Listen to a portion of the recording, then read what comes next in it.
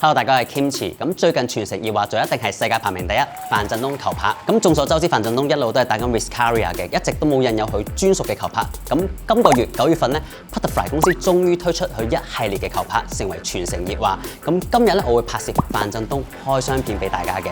咁如果中意呢條片，就記得 subscribe、like 同 share 俾你身邊中意范振東嘅朋友啦。我哋即刻去片先。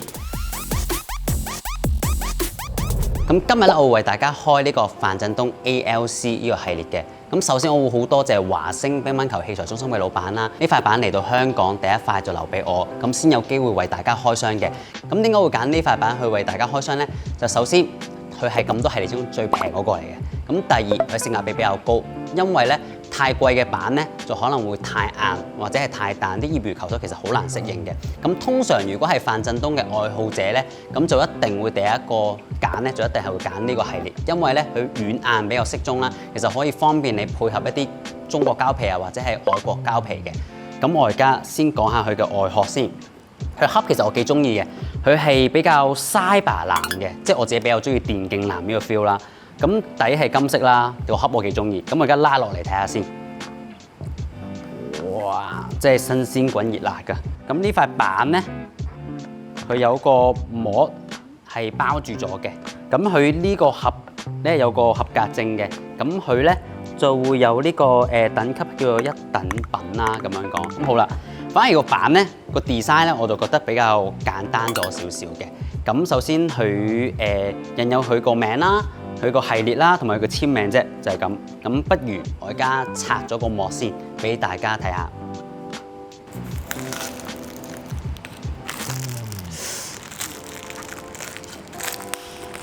個牌啦，同埋銀色啦，同埋有佢個 Putterfly 水珠印嘅，我見到就係咁樣嘅呢個位。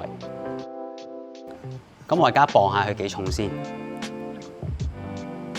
呢塊板而家係88.7 gram， 88.9，你當於89 gram 度啦，係啦。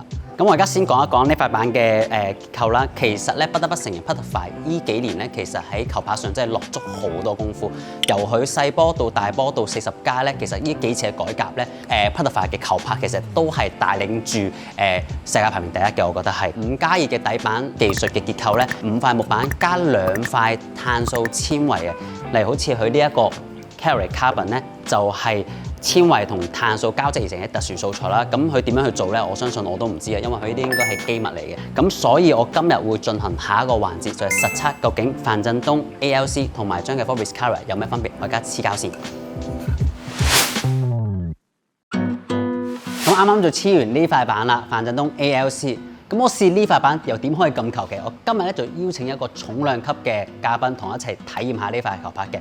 咁佢咧係我認為係香港球手嚟講咧，打法都似范振東嘅，最暴力、最霸道同埋衝波都係數一數二衝㗎啦，一定係。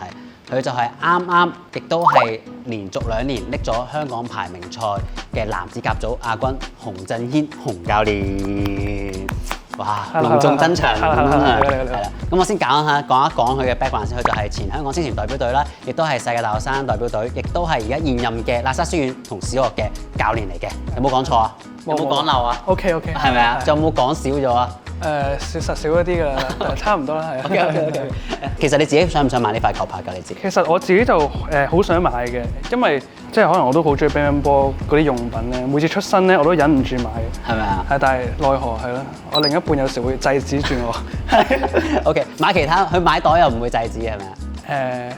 今晚同你講，今晚同你講。好，咁我哋真係算係第一批試呢塊球拍嘅人嚟嘅。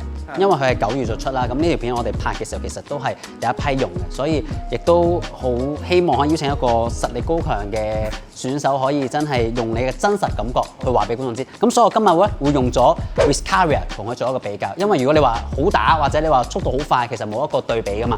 所以我揾 Viscaria，因為 Viscaria 都公認係香港好多人用嘅球拍㗎啦，其實係啦，即係冇人唔識㗎啦，其實係。咁所以睇下我哋一陣間試打下，我哋分環節去評價好唔好？好，我哋打下。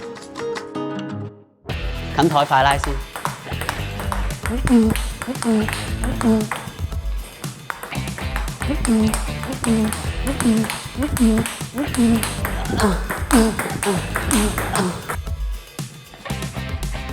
正手先。你拉啊！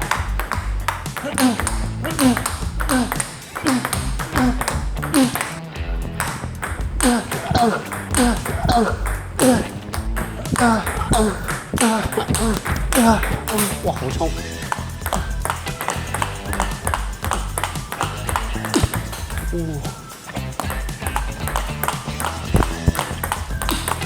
好衝真係！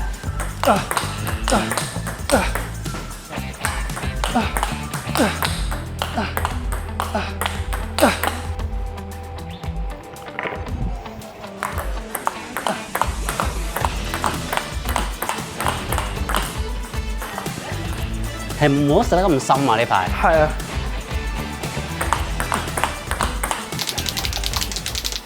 咁啱啱試完正手同反手啦，你覺得感覺點先？係非常之好打嘅呢塊板。咁但係如果同 Vizcarria 比較咧，我比較覺得呢塊嘅可能佢嗰個速度會比較慢少少。係。係食球啲，出球慢少少咯。OK。我覺得。但係因為我做防守嗰個咧，我覺得Vizcarria呢一塊咧，你係第一速快好多嘅。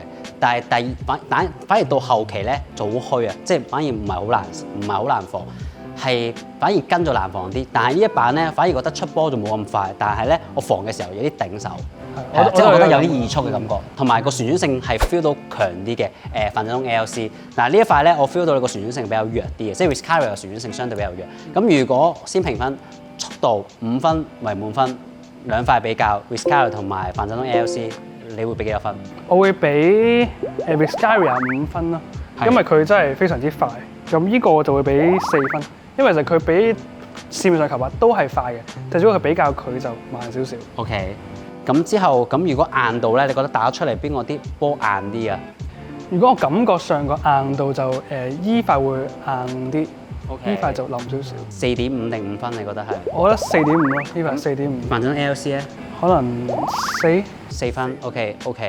咁好啦，咁我哋不如試埋台內嘅控制好唔好啊？好。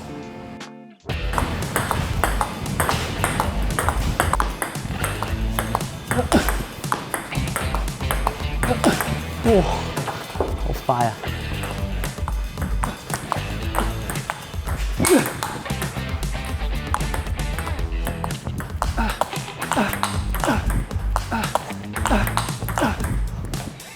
拉屎一球。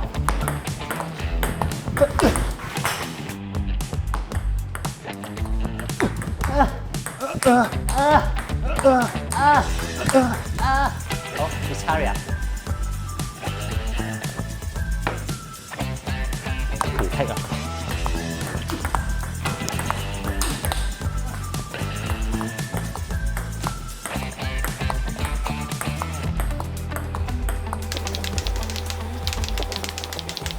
咁啱啱試完個台內控制，你覺得兩塊比較，你覺得點啊？個感覺？首先講范振東嘅 ALC 先啦，我覺得佢如果佢控制嚟講咧，相比較 Vizcarria 佢就弧線會高少少。OK， 即係容易擺高啲啲。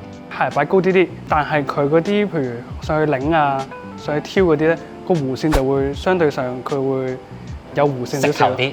係啦，即係弧線會靚啲，容易少少。係啦，因為我啱啱做我防守啦嘅時候，我 feel 到你 Vizcarria 咧入台擰啦、踢嗰板啲質量其實唔係咁虛啊，或者好虛有種感覺上。但係你啱啱范振東呢一擰咧，好拱啊，好勇啊，所以我覺得入台如果係發力嘅話，我覺得好似呢一塊范振東 ALC 係會比 Vizcarria 優勝啲嘅，因為佢食球深，所以就會得心應手啲喺台內控制嗰方面。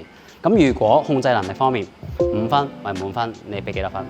我會俾塊4.2咯。4.2，又係小數點。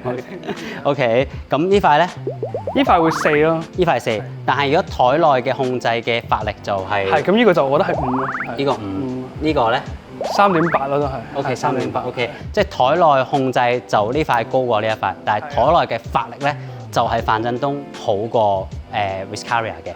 OK， 咁我哋試埋最後一 part 就係拉波拉下旋嘅，好冇？咁就真係可以講出個旋轉嘅比較啦，好冇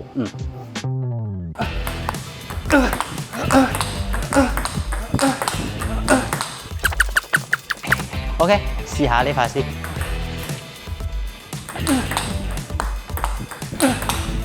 係拉上旋衝啲咯，但係拉下旋都有啲虛啊。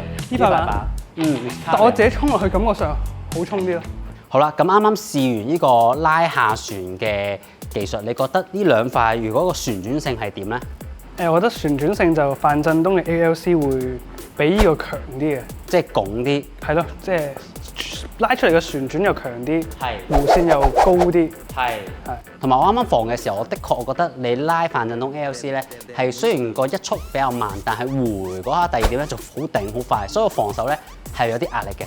調翻轉你喺 Viscaria 拉嗰塊板咧，相對你一速快，所以我跟得快。我淨係擺第二塊板咧，其實就已經防到啦，即係我唔使太大碌度定就防到。但係呢塊咧好一貫啊嘛。係啦，就好一貫，個節奏好一致嘅。但係呢一塊板咧，我定唔到會斜出去嘅，我要再壓多少少，或者可能再帶多少少先可能防到呢一板波咯，就係咁。但係我見你拉呢板波會對相比呢塊板係會吃力啲咯。我吃力啲，可能我唔係好習慣佢啫，因為我後尾試之後咧，我呢塊板感覺上同呢塊比較咧，我反正 ALC 我向上少少拉咧，佢出嚟嗰個就會容易啲倒台，同埋個弧線又會高啲，旋轉又強啲。相比起 Viscaria， 我覺得佢就即係佢，因為佢個脫板好快，佢輕輕一拉佢就自己會向標前，咁所以呢塊相對就要即係自己做多少少弧線，佢就因為佢冇咁直接去，冇咁脫球，因為食球啲一定要食。如果你脫球你就會落網啦，因為會係啦，打唔透塊板。係啦。咁我想問最終旋轉嘅分數，你會5分為滿分，你會俾幾多分？依塊會俾都係3.8啦。OK， 3.8。OK，唔3.88啦，係咪啊？3.8。咁呢塊咧？呢塊會俾4.5咯。4.5。OK， 咁唯扣咗個0.5係咩咧？我想問。唔好等佢咁快滿足啊嘛，就等佢再進步。進步空間就係等佢呢個奧運攞完出個金牌 Viscaria， 可能出個金牌嘅板。其實都好轉嘅啦嘛，其實都已經。係，冇錯。咁最後個弧線咧，如果5分滿分，弧線你會俾幾多分？弧線我都係偏向俾呢個係5分嘅。OK。因為始終佢嗰個力拱個感覺係對手會好難受我覺得。OK，咁呢塊都係3.8咯。3.8 OK， 好鬆手啊，俾得係 OK。咁整體其實我哋都已經今日試咗好多項啦。咁最後我想問，整體 overall 呢兩塊你會揀邊塊啊？我會揀范振東 ALC。點解咧？因為我覺得佢嗰個拉出嚟嘅弧線拱啲啦，對手會難受啲，而且佢旋轉又強啲。咁對面可能對手緊張嘅時候比賽就會驚就難防少少。OK， 你自己驚咩類型打法咧？其實你自己我自己驚啊，即係驚邊啲對手嘅類型咧？你自己搶攻得好犀利嗰啲對手，上手比你快，係比較快，我就會比較驚少少。你驚衝定係驚旋轉性強嘅對手？我自己都係偏向驚旋轉性強嘅。OK， 咁今日好多謝你為我哋開箱呢個范振東 ALC 同埋同 Viscaria 做一個對比啦。咁當然嚟到開箱片。點會唔有抽獎環節咧？